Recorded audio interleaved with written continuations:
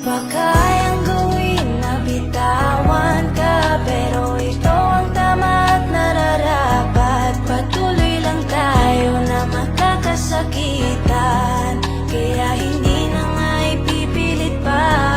Gusto kong mangingatan pa at ilaban ka, ngunit paano kung nasasaktan na ating mga puso? Dapat lamang natigilan na kahit mahal pa kita.